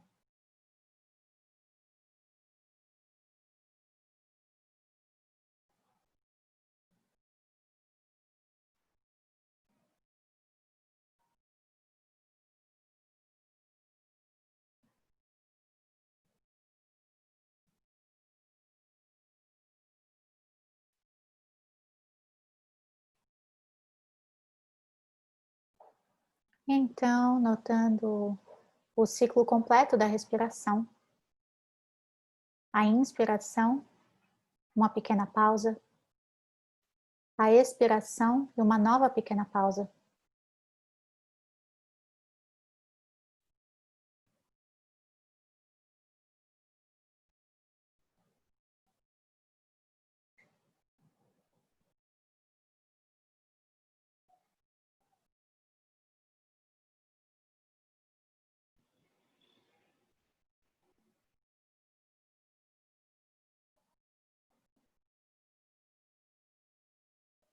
Então, aos poucos, expandindo um pouco o foco da atenção, notando a respiração como um todo. Todo esse ciclo de respiração acontecendo no corpo, essa coluna de respiração, do ar entrando pelo nariz, passando pela garganta, peito, abdômen e fazendo o caminho contrário.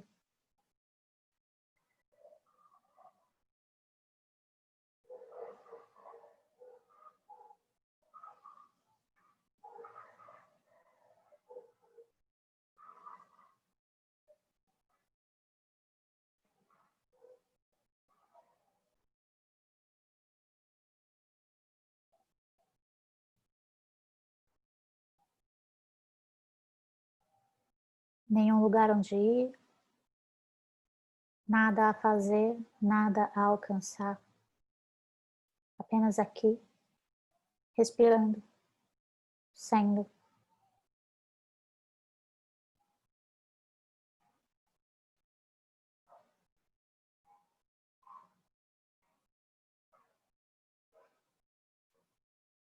Cada inspiração é um recomeço. Cada expiração, um deixar ir, um deixar ser, como é.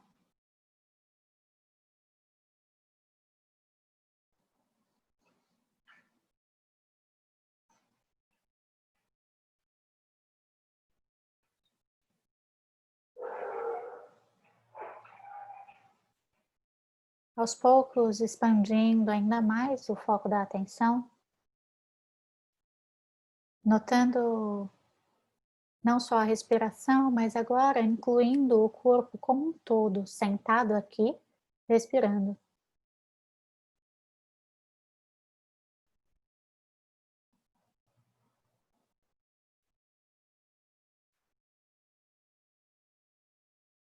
Notando o espaço que o corpo ocupa.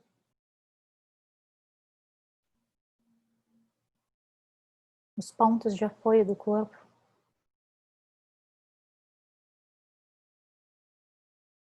A temperatura na pele.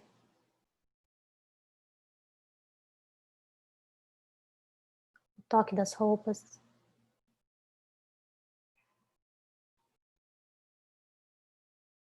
Se preparando então para finalizar essa prática. Se mantendo em contato com o corpo como um todo, até o toque do sino, marcando o fim dessa prática formal e a transição para a prática informal, que é a vida.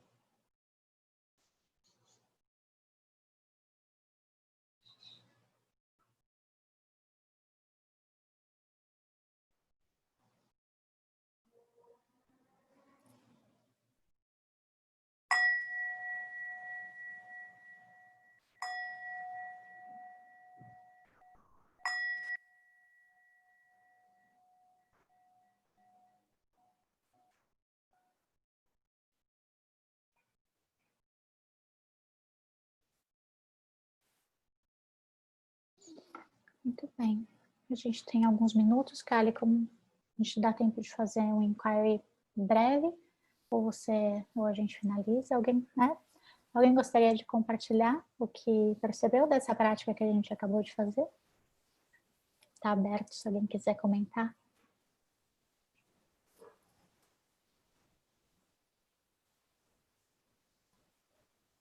Diga, Inês, tem a palavra. Desculpa.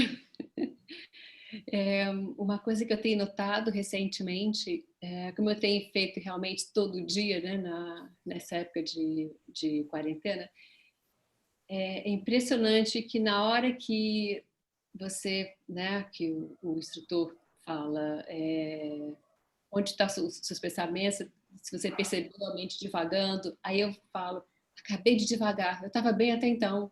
Como é que ele sabe, né? Como é que ele sabe que nessa hora, será que tem... Aí eu começo a minha mente tentando racionalizar, né?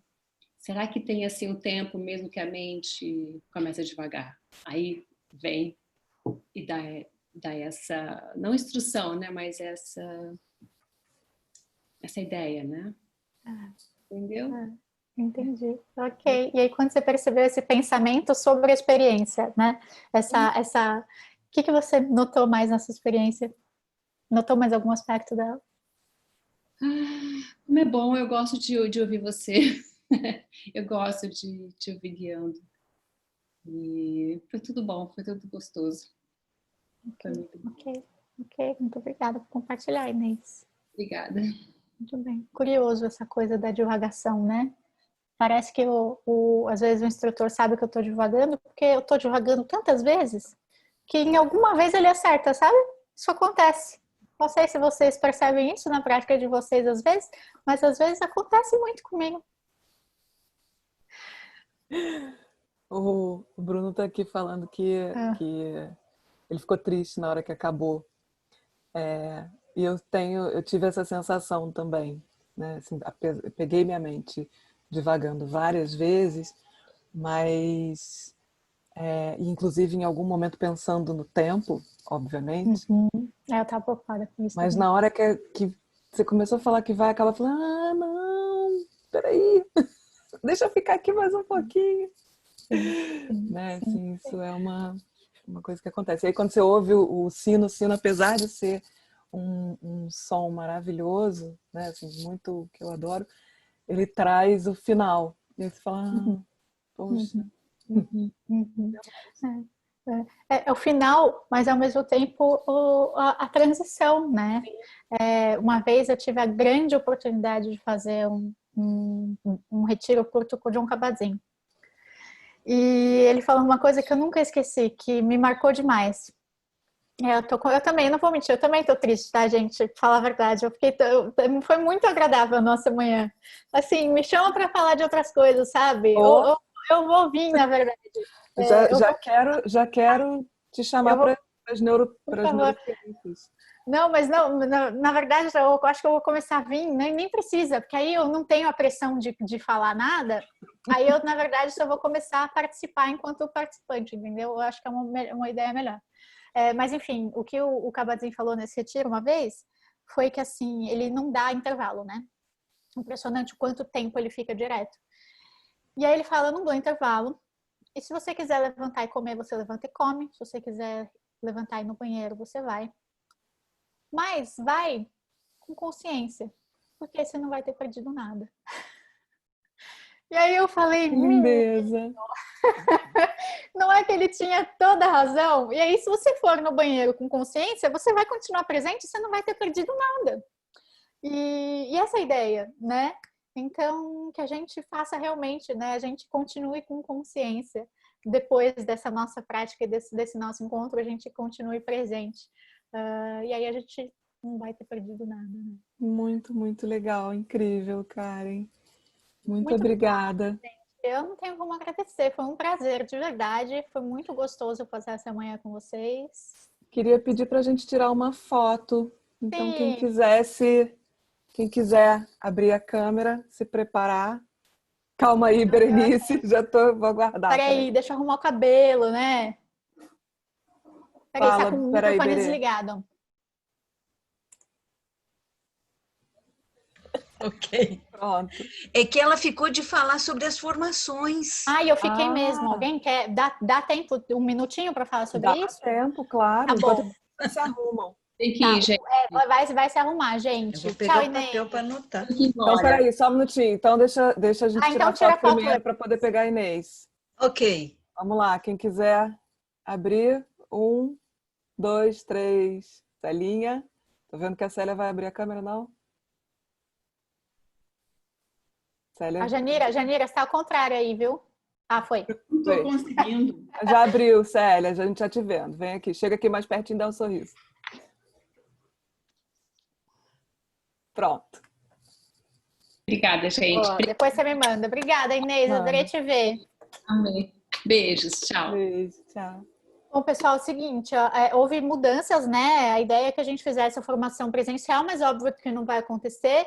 Então, a gente vai fazer 2 formações, uma formação com certeza do MBHP esse ano, uma agora em agosto. Então, corre se vocês quiserem começar.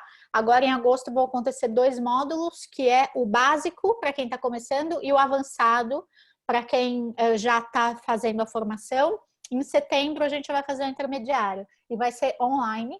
E aí, a gente pede para que vocês aí se organizem, porque vai ser vários dias seguidos, que nem seria presencial, que a gente percebeu que as pessoas têm mais facilidade para se organizar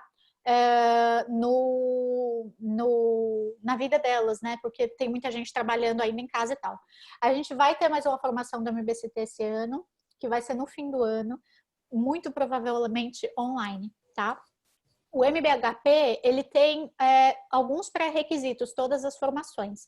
O MBHP, ele tem o pré-requisito da pessoa ter alguma formação, alguma graduação, mas não tem especificidade de área de atuação do MBHP, porque ele é, enfim, aplicável a várias áreas. E também ter já uma prática estabelecida de mindfulness. Então, ter feito um curso de 8 semanas, formalmente, e ter aí, não sei se é 6 meses ou 1 ano de prática para o MBHP. Para o MBCT, isso vai mudar um pouco mais para frente, porque a gente vai trazer um outro programa do MBCT também para o Brasil, mas a princípio, a gente ainda está dando o MBCT tradicional, que é o para depressão, e por isso ainda ele é exclusivo para pessoas que são da área da saúde mental. Então, a pessoa pode ser, por exemplo, médica e ter aí uma especialização em alguma área da saúde mental. Então, o MBCT está sendo ainda exclusivo para pessoas da área da saúde mental, porque o público é um público clínico. Mas, futuramente, a gente vai trazer uma outra formação também do MBCT, que é para a população não clínica, e aí vai estar aberto para pessoas de outras áreas. Tá? Que vocês já saibam disso, mas ainda não, por causa da pandemia, ainda não vai acontecer. É isso que eu tenho para falar de formações, pessoal. Ok? Berenice, está com o microfone desligado, ó. Como é que a gente acessa? Então, é no site do Mente Aberta. Peraí, deixa eu mandar para você. Do Mente Aberta mesmo, isso, tá. Peraí. Ó, pronto. mindfulnessbrasil.com. Tá? Ok. Ou você digita Mente Aberta, Mindfulness no Google, você acha a gente. Tá tudo lá. Tudo bem, site. Tudo bem. Tá? E qualquer coisa, assim, tem o nosso Instagram, né? Segue a gente lá, nosso site tá lá. Enfim, a gente tá no Facebook, a gente faz algumas atividades também online, ou a gente faz o Mindfulness no Parque, que a gente fazia no parque, mas por causa da pandemia a gente está fazendo online. É o primeiro domingo do mês, então a gente está sempre praticando juntos lá também, se vocês quiserem. Todos convidados também para praticar lá com a gente. A Tânia perguntou se os cafés são todos os sábados. Não, Tânia, não são todos os sábados. Tá. A gente está tentando fazer uma vez por mês. O próximo vai ser, acho que no sábado, eu estava tentando procurar aqui. Também vai ser no final de agosto. Mas a gente bota sempre no Instagram. O Instagram que a gente colocou é @mindfulnessrio.org. Esse vídeo desse encontro de hoje a gente posteriormente vai colocar no YouTube. E agora, finalmente, a gente está com um site, que é mindfulnessrio.org.com.br. Está começando a alimentar ele lá, mas lá tem algumas das nossas apresentações, pôsteres, indicações, parceria. Enfim, queria dizer que foi um prazer imenso ter vocês hoje aqui, estar com vocês. Verdadeiramente, estou muito, muito feliz. Karen, você sabe, né?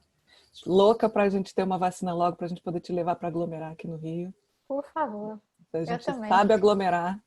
Não desista de mim, Kali. Nunca desistirei. Não desista de me levar para o Rio. Não, você vai vir para o Rio, mas você vai vir numa época maravilhosa que a gente vai poder ter tempo de te levar para curtir a cidade, conhecer. E agora você já tem um monte de gente que vai estar junto, peroneando. Sem dúvida. Eu vou finalmente fazer o Boriscan Carioca. Boriscan Carioca. Que eu já ouvi que é um dos melhores do mundo. Eu vou ficar feliz.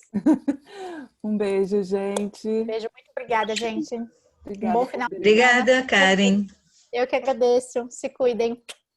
Tchau. Beijo, obrigada, gente. Beijo. Abraço. Tchau, tchau, gente. Tchau.